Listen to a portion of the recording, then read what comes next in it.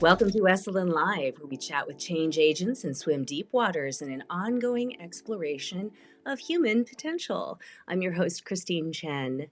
In this moment in time, our resilience is in the spotlight as we start to migrate toward post pandemic life. 5 elements of yoga can help us redirect our energies and bring harmony to our day to day. On Esalen Live today, we're so honored. Yoga master and global yoga warrior Janet Stone is with us. You know, her practice of yoga began at age 17. She's taught all over the world and has recorded 3 devotional music albums filled with heart-centered mantras we always love, but especially during this time. It's such an honor to finally meet Janet Stone. We've sort of missed each other. Good to see you, Janet. Oops, hang on. Let me unmute your mic here. Say, good to see you, Janet. Good to see you. Good to see you and welcome to all. I'm delighted to have this conversation with you. Oh, I'm so excited that you're here. If you are joining us on Facebook Live, float in your questions, send Janet a little bit of love in the chat, even just a heart emoji, just sending love all around the world at this time as we dive into our healing in this post-pandemic life. How have you been? And Janet, how have you discovered your own resilience to be during this time? Yeah, well, I'm incredibly grateful for 30 plus years of a practice, right? That has held me and that has, in a sense, prepared me for this moment. And yet we're never prepared. You know, it's the same with end of life or a health crisis or any shift. And then, you know, bring upon a pandemic and all that that brings up. And again, I feel incredibly prepared on many levels. And also having 2 teen girls, going through this time with them has really allowed me to see my own spaces where I suffer and struggle still, you know, no matter how much practice I've done, and being a human in a time where we get to question how we participate in the world. I think sort of the 9 principles of resilience is really what started to congeal for me. And when I was working with my youngest daughter, working with, meaning living with my youngest daughter, who's really struggling with an incredible amount of anxiety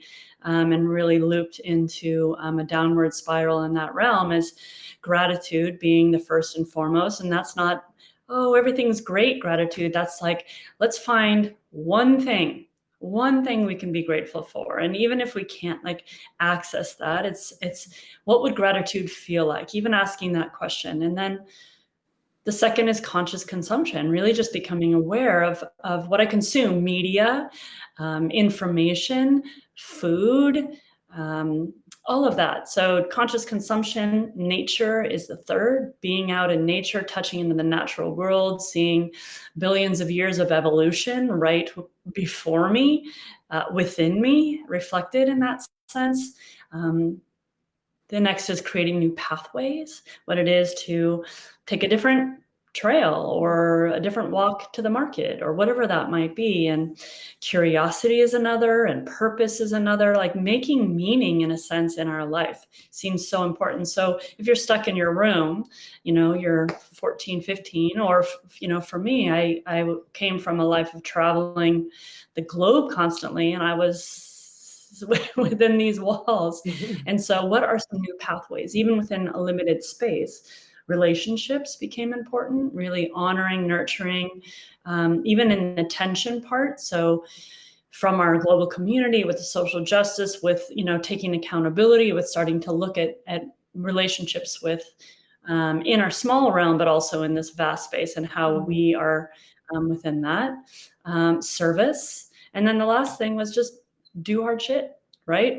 Push yourself a little bit beyond, or a lot beyond, comforts. It could be as simple as a cold shower or jumping into the ocean, or it could be walking across and apologizing to someone for something, whatever it might be. Yeah, I know. I love that you put in that last one because we don't often think of that as doing something hard, that particular category. If you're just joining us on Facebook Live, we're with the yoga master and global yoga warrior, Janet Stone. Send her some love in the chat via emoji, or if anything that she has just said has resonated with you, please feel free to comment. Also, I want to invite people in, Janet, if you don't mind, on that very first one where you said gratitude What are you grateful for? Is there one thing? I would love to know exactly what it is that you're grateful for. Put it in the chat, and maybe you can see some commonality in community as we continue to chat with Janet Stone.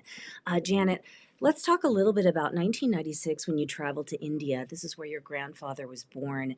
And this sort of kicked off your devoted way of life in a very real way. After all this time, which parts of this practice that you value so much and has helped you through the pandemic, has helped you find resilience post pandemic life, which parts of the practice are most valuable to you or the ones that you turn to the most? Well, I'll simply say that, it being a living practice, right? I think we get confused with doing yoga. And for me, it's about becoming yoga. And becoming yoga just simply means union, right? And unifying within all of my disparate parts, these parts I try to reject, these parts I and want to shine forth and show everybody. But it's really just about becoming whole within all of that, that it's not only my peace self that is out there. It's not only my compassionate self, but it's all those parts that I even struggle with within. So I'd say, as a practice, it is about ritual and rhythm for me. It's about creating a sacredness. Yeah, creating a sacredness within the context of the mundane, right? How do we make the mundane, the day-to-day, the bill pay, all the things that we all face? How do we bring a sacred aspect to any of it? And, even parenting, and then of course coming together in a small community or a vast community. You have such a deep history with Esalen, and you're coming back in July with a couple of workshops and events, which we'll talk about shortly. But one of the things that you'll offer at this time is the idea of 5 elements of yoga that can help us redirect our energies, bringing harmony to our day to day as we sort of try to figure out how we are emerging from the pandemic and how we'd like to be in particular. And so I'll pull up the first one. And as we move through this, if there are things that strike you as you're joining us live, write them in the chat. Like when we say the word earth, for example, which is the first element, what comes to mind? Also, Debbie Ford Scriba, by the way, I hope I pronounced your name right. She said she's grateful for her husband. Me too. Mm, beautiful. Janet, first Wonderful. element, earth. Yeah. Well, so you see here strength and stability, right? It really is about pushing down into that wisdom that is already here, that we are actually made of, right? We are made of the earth. We are bones, we are tissue. And without that solid, we are nothing. And all of its resources is how we are, period.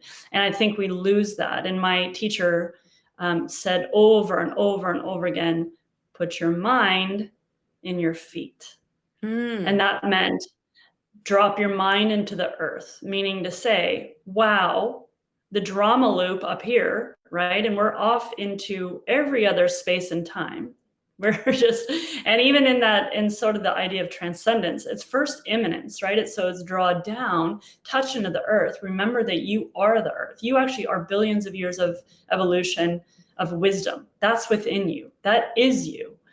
And so when we get lost in the drama, in the mental loop, past, future, longing, aversion, like, dislike, is we disconnect. So reconnect, stability. Mm. Our strength is right there. Physics, you push down and the reverberation that you get, that's basic, that's basic life, right? So ground in. So then, Janet, would you say a practice, if we're talking about asana, since you brought up feet and what you can Mm, touch and what you can feel, is to really feel your mental self rooting down through the feet? Just that type of yeah. meditation? Yeah, as simple as grounding, rooting, sit bones, finding stability, the way you stand and the way you place your feet, or a practice that is specifically focused on that downward force called apana. But yeah, Mm. Let's move on to water, second element here, upas. How do we practice yeah, water and why is this important? yeah, our fluidity, our cohesiveness, right? Within, again, our own being, but also within the whole, within the collective. I mean, we are also, at our best, 70% water, and we want to keep that. as that percentage as high as possible to keep all the fluids, the synovial fluids, all the communication happening through our body. Then in asana, right, it allows us to be in this connective sense, right? And that we're not bits and pieces and parts, right? And so it allows a wholeness and a flow and a fluidity. That's why you see so often in the vinyasa, it's flow this, flow that. But it is true in the sense that it is this cohesive element.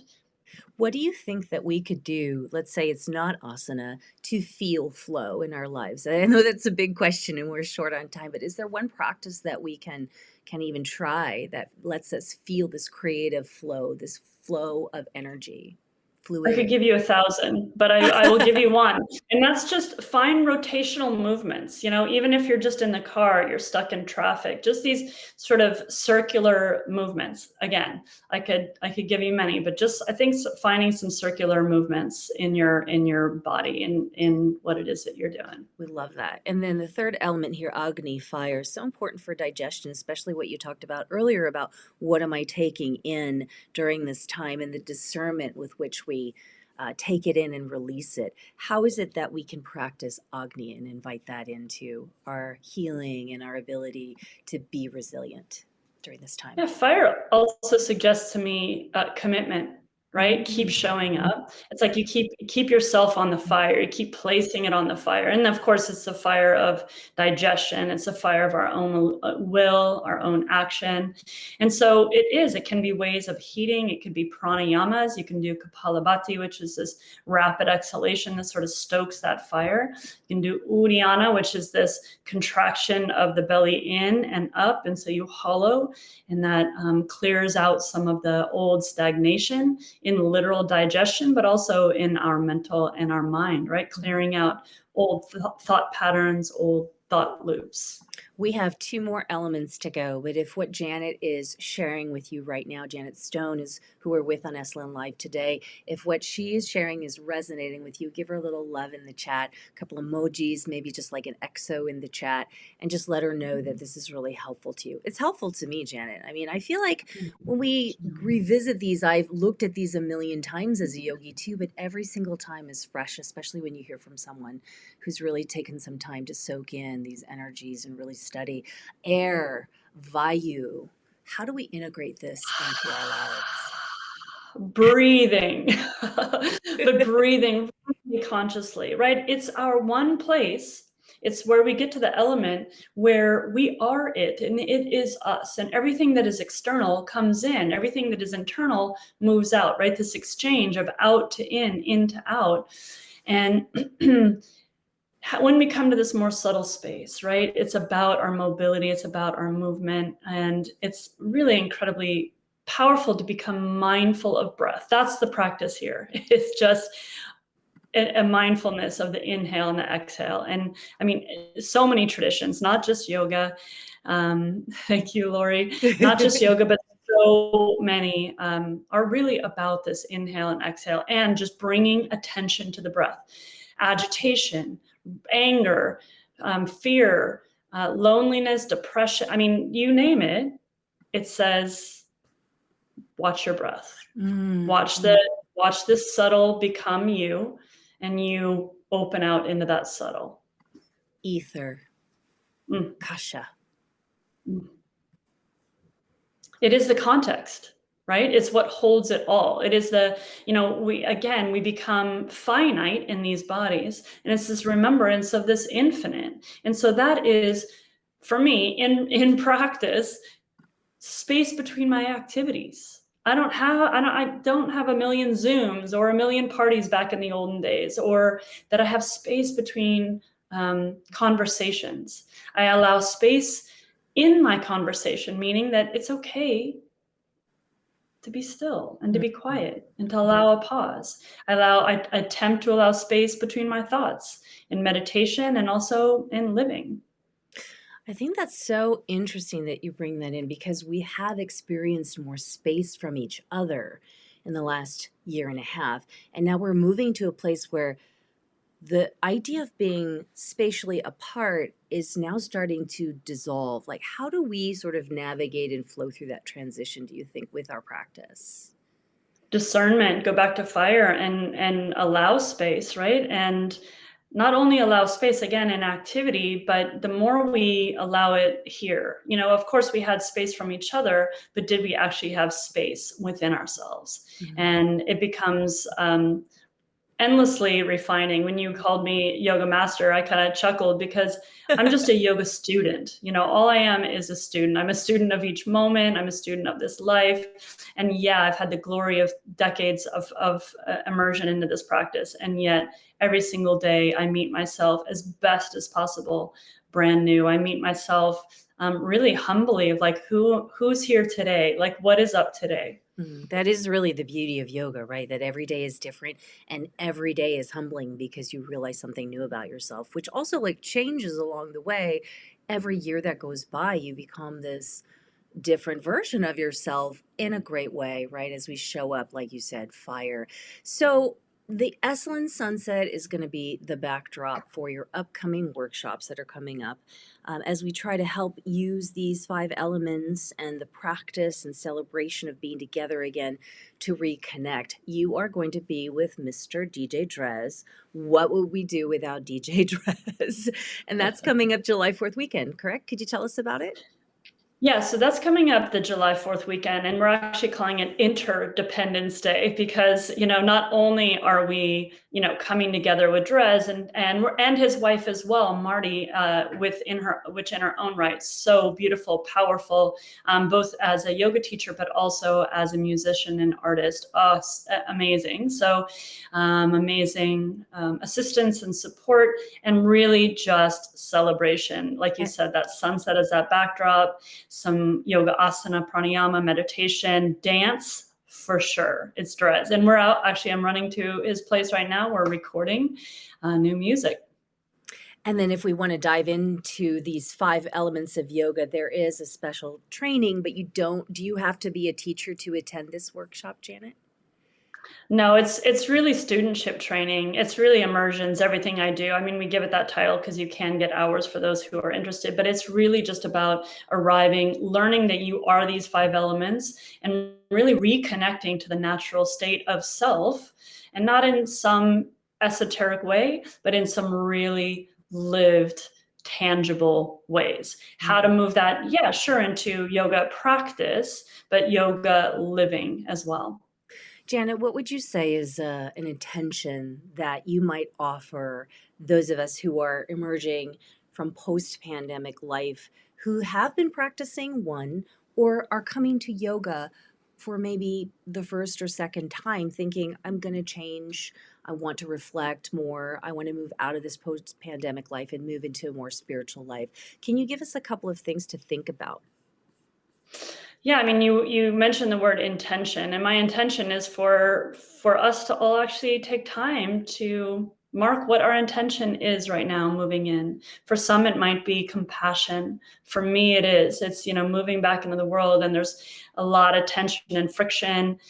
You can see it in the news, and really, how can I bring compassion towards self when I have to say no, and not beat myself up for not feeling ready for something, or maybe your intention is to give and to really move out into the world. So it's really for each individual to take the time to be intentionful around their movement back into reconnecting back into society.